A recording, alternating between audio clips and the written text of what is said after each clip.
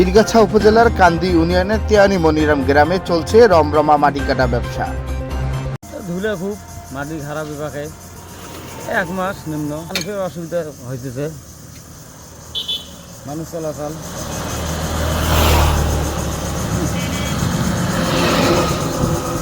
ধুলে তো মানুষের ক্ষতি, অ্যাক্সিডেন্ট হচ্ছে।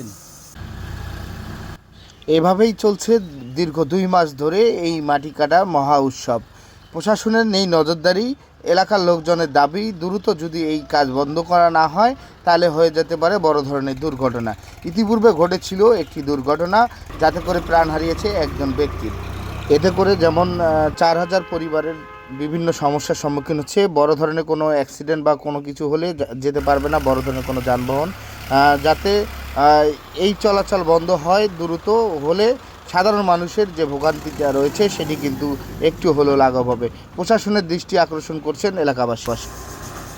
এই ধুলোর কারণে দোকান খুলতে পারি না। মাটি কাটতেছে অন্তত 2 মাস থাকি।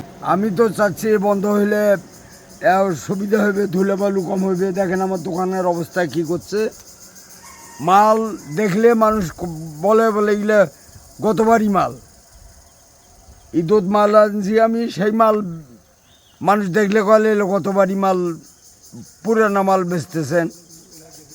আপনার নাম? মুর্শিদার। এখানে বাসা? এই বাড়ি। কতদিন তারা মাটি কাটতেছে এখানে? এখানে 2 মাস থেকে মাটি কাটতেছে।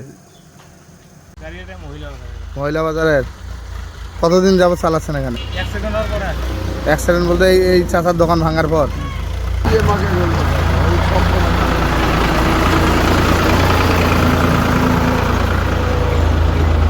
কাটবে 2 বছর কাটবে? হ্যাঁ।